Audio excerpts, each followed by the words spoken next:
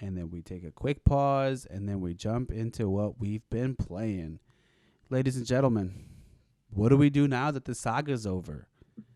Do we even continue with the patch notes? Is it even worth it? What do we do, Mikey B? Oh, we continue, Josh. The story never really ends. That's Sto- the beautiful thing about video games, that they really never end. I think it was a famous quote from one of the members of the Wu Tang Clan, but the saga continues, but in just different games. So Well said. the saga continues with I'll do mine. I guess my saga now Sure. is Crash Bandicoot. So we Part are round part two. yeah, this is the part 2 Crash. So we made it into like the third. I think it's like they call them riffs. Mm-hmm. So like I'm in the third spot. Just found like a new like super cool mask, and yeah, I've really been enjoying this game, man. Like I told you off air, like I stopped chasing gems. I guess just as lack of a better word, but like I stopped trying to like really fight for that 100%. Just because like going for that 100% would make me spend way too much time on levels, and then it just gets like frustrating. You know what I mean? Like if you're grinding out one level like every time because you keep dying trying to get one box is like, all right, like I'm ruining my own fun. Mm-hmm. So now I'm just like, let's just play the game and see how it goes. And it's been fun, man. Like if I miss a couple boxes here and there, that's no big deal. And I really like what they're doing here, man. They introduced a new playable character, which it's like I want to say it's Tanya Bandicoot, Tauna, Tawna, and she is, I believe, Crash's girlfriend from the first one. I don't know if you remember. I do not But, refresh. yeah, she's in the game, and she's like that. Like she looks like a Mad Max character in Crash. But yeah, you got to play on her, and she brings like a whole new dynamic to the characters you can play in Crash. So it's pretty cool. And then once you find her, she kind of like opens up different like locations and opens the story up too. But since also last time we talked too, like I've also they have like the neocortex like lost files, which is like the experiments he ran on like the bandicoots, which you play levels and just it's another fancy way to say like side missions, Mm-hmm. side quests, which is kind of cool too. But I don't know what the point of it is. Like you don't really get anything for doing it, but except like an achievement. You got like all 100% on the boxes, but Mm-hmm. it opens it up a lot too. So I got into like my first boss battle too, which was with Engine, and it was kind of like a post-apocalyptic, heavy metal concert, which is kind of cool. And yeah, man, the game's still fun, which is great. So now that like I've stopped hunting for gems and just enjoying the game for what it is, it makes it just a lot better, man. And I am gonna continue playing it, plain and simp. Nothing too crazy there. Which if you're still on the fence of trying to get, I think you'd enjoy it, man. It's got a lot to offer than like just like a simple Crash Bandicoot game, you know. Mm-hmm. Um, yeah, and that's pretty much it for my saga with Crash, man.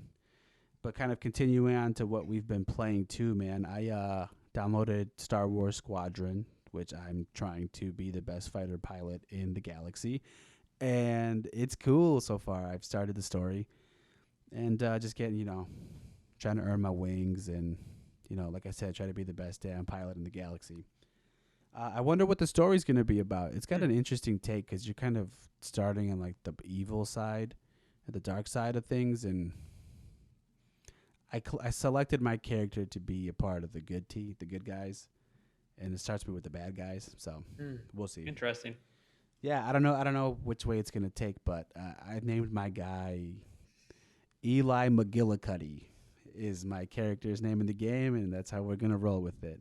Any thoughts or reason beyond that one there, Josh? It's just a No. fun name to say. Yeah, I think it'd be fun. I think McGillicuddy is interesting to say, so I was like, let's put it with a little more of a modern name with like Eli or something, and we're just having a good time. Nice. Um, that's pretty much about it, man. Call of Duty, you know the deal, you know the vibes. Um, Skyrim is downloaded on the Xbox, so I might take Cool. a stab at that and see how that goes. And that's pretty much about it. Strike Force, the gang, we still here, and that's about it, man. What about you? What have you been playing since we finally wrapped up the Mikey B saga with But does Hades? the, but really, does the saga really end, or will it just continue in a different way? Stay tuned. First up, I was playing Mario. I dived back into playing some more Mario Maker 2. Specifically, Nintendo has these courses called Ninja Runs. Ninja is like this kind of starfish character that I think appeared in maybe Super Mario Brothers 2. So Nintendo has made 20. Well, they will make 20, but they've made 19 speedrun courses with various challenges. The two that I have done. One was collect 100 coins before getting to the end, and the other one was just go as fast as you can. They're just fun. They're just fun and creative stuff. I think what I really liked about this game, I think I talked about this last week. I'm just repeating it. Is that I like the ability to go from this game plays like Super Mario World. This game plays like the classic Super Mario Brothers. This plays like Mario Brothers 3. This plays like 3D World. I like the ability just to like dive into like a style of Mario game for a bit and then like dive back into a next one. And as always, Nintendo was just extremely creative with the levels they played. Like the last run I played would be the third one was you have to collect a 10-piece coin, but the 10-piece coin is at the bottom of the jungle. So you start to level up top, and then you have to fall all the way down further and further and further and further to collect the 10 coin, and then you have to work your way up. Oh, So this, cool. so it's like, oh, that's clever. Yeah. That's clever because you have to find it and you have to follow the way down. So that was I haven't completed that one. But like, oh, that's really clever. And because it's Mario Maker, there's another one I'm looking forward to. You play as Zelda. You can play as like old school Zelda, like NES Zelda in some of these levels. So they made one. We have to play as Zelda. So there's going to be 20 of them. The last one I believe drops at the end of the month, and that will be the last one that Nintendo will make, which is kind of sad that it just got into it now. But Yeah. it's cool that like they're on the server forever, so you always can go back and like see how your time does versus others. Because after you complete the level, you got this time graph, and then based on where you place on the time graph, you can say like, okay, kind of middle of the pack, front of the pack, or towards the bottom. So there's still that kind of like fun internal challenge of see how close you can get to like the top of the pack time wise. So that has been Mario Maker. But like I said last week, I wanted to at least get maybe one more run and just to see what happens dialogue wise once and like how the world maybe changes or adapts once kind of the main story has wrapped. One thing I forgot to mention that we were talking off mic about this is now the singer, now the musician sings. Oh, Remember, he sings. You got him to sings based on like me, Zagreus, the character who's keeping on like persevering and keeps on trying to get out. Over time and time again, that inspired him to sing again. So now he sings songs while you're kind of talking within that like hub world. So that was a cool little story changer that happened once you complete the game. So that was a cool beat that happened. Gameplay wise, this game always evolves. This game is constantly evolving and changing the chambers. I think the one that we talked to off mic, I'll just do it again. Is this one was really cool. It's uh, Dionysus is one of the boons you can get, and that kind of like alters your weapon in many ways. I was using the sword at the time, and with this boon, it dropped my health by 60%. So I dropped from I think 110 down to 48, and it cuts all the it cuts down all the hearts down to 10. So normally they're 25%, like you get a boost in health, and now it drops it down to 10. But the one wrinkle on that, even though like, oh man, I'm super low P on health, all of a sudden is that every time you successfully land an attack, it adds 2 percentage points back to your health meter.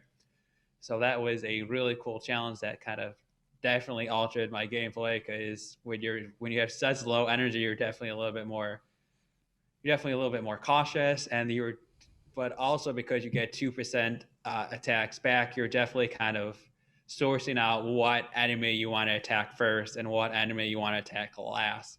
Because ideally, you probably I was trying to attack kind of like the easiest hit enemies at the end, So your health, no matter how much health might get dropped, fighting the tougher enemies, you tackle some of those easier enemies towards you, and all of a sudden you're back at 60% or 70%, whatever my health was raised to. So that was a cool strategy. I also now dropped the God mode, which was kind of a damage assistant that you could use if you just wanted to see how the story plays out. So now I'm just playing the game, as the game was meant to be played, full, no aid possible, and it's really interesting. We kind of talked about off mic, but like how much I've progressed because now it's pretty easy for me to get to Hades. That's not really a stretch anymore. It's like I was able to get to Hades and get to battle him for a bit. Almost, got to taking him down that first part because, as you know, Hades is a 2-part battle. So it's kind of interesting. Before, I think we talked about this maybe what 5-6 weeks ago. Just about. That it was like, oh man, getting past Meg was like the challenge, which is like the first enemy you face, and now it's like, I pretty much just get to Hades on. That's almost guaranteed. I'm gonna get to Hades, and then depending on how much, depending on my boons and how many, life, how big my energy is, and how much life I have, then it's kind of roll the dice of if I'm able to take them out. But it's interesting. You start from like struggling to get to that first boss battle with the Fury sisters, and now it's like I'm gonna see Hades every time, and I might win and you might win, but this is how my run's gonna end. So it's really interesting in my progression that way. Yeah, the first 2 levels are now child's play for you. Very much so. Like, And yeah, then if I lose here, I could never play again. And then I was just talking about, like, I talked about that boon, and then I mentioned I'm going to do another run sooner or later where it's a time boon where I have to beat like those 3 levels and then get to Hades within, like, you get 9 minutes to get through each of these levels, and then you have to do it again 2 more times until you get to Hades. And so it's just how much you could alter your runs and alter the chambers, that the game is always kind of revolving and refreshing and changing the way you play. I briefly mentioned that there is a kind of a challenge, like I think you could check mark in one of these packs of punishments that alters the bosses, where you have to like fight all 3 of the Fury sisters at once, and it alters the Hydra match a bit, and alters the third battle a bit, and alters the way Hades fights. So there's always a reason to do a run just to see how it alters it, and just to see how it changes the gameplay and challenge of it. So this game is ever evolving, ever changing, and it's a game that I'll probably be talking about at least briefly, yeah, probably every week or every other week until for some time. I think this is your strike force, so it could be, yeah. It could be your strike force, and I mean, unless I start adding like dailies in there, then you're probably not going to do that. But you're in it, man. Like they should probably get you to like do the Hades too. It's like, how would Mikey B do this at the second time? Oh man, that would be a dream to be like a QA tester, or just like get the ears of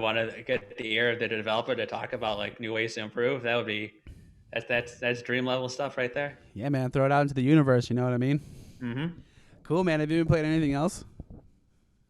No, that's it. No, that's it. But I do have a game I want to recommend to people. I haven't played it yet, but this game is really cool. It's called Kaze and the Wild Mask. So it's like maze with a K, maybe Kaze? I don't know. Kaze and the Wild Mask.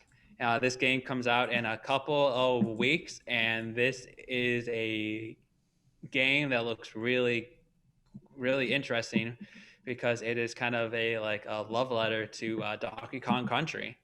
Oh, word. So if you're a fan of like the 16-bit Donkey Kong Country, this game is kind of for you. It got some really nice reviews in Nintendo Life. I think Nintendo Life gave it a 9 out of 10, which is a pretty high score.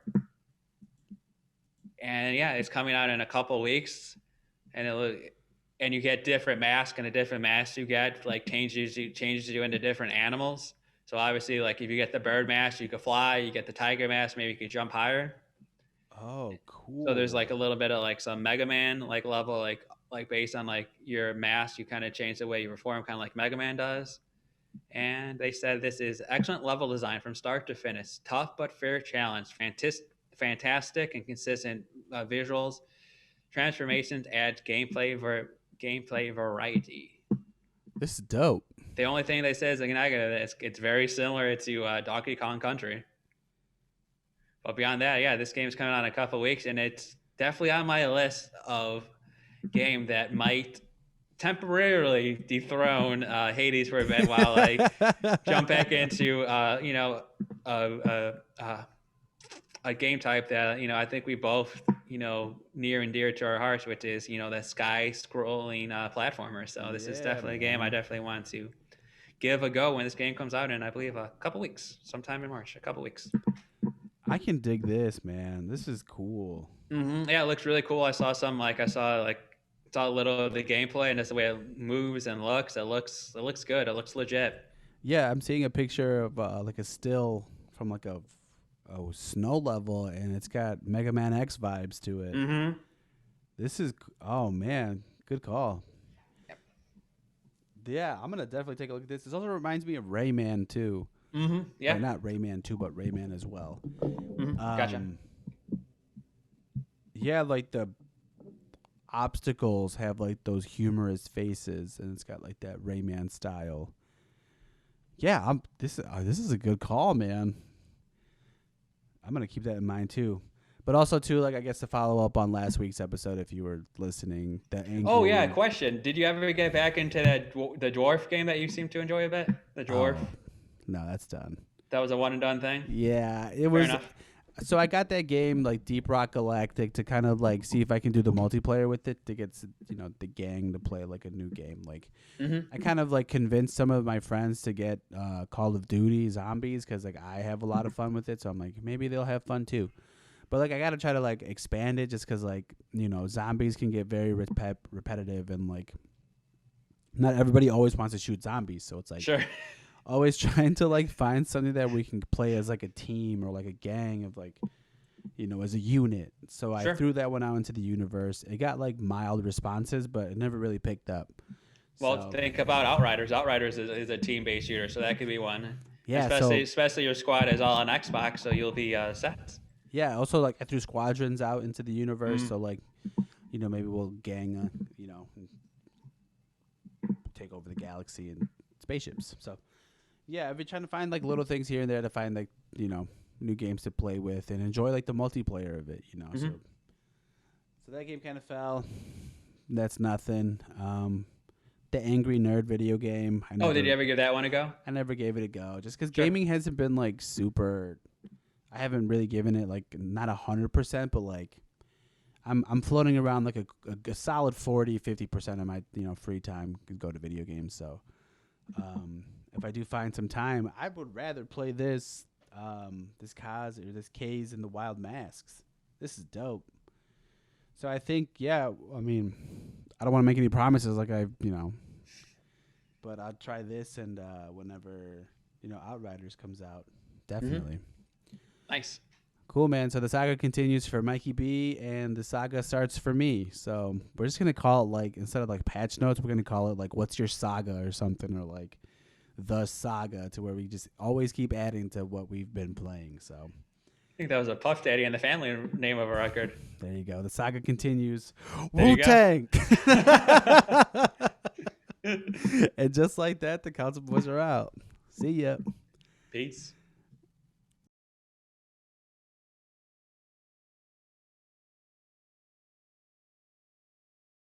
Thanks for listening to this week's episode of the Gaming Console Podcast. Now, if you're not with us on the social game, you really missing out. On Instagram, follow us at the Gaming Console Podcast. Facebook is the Gaming Console Podcast. Also, follow us on Twitter. We're the Console Boys on Twitter, so hit us up, tweet us. Everything podcast related episode wise, go to gamingconsolepod.com. The Council Boys in the building tonight. Oh, what a feeling. I'm feeling life. Council Boys are out.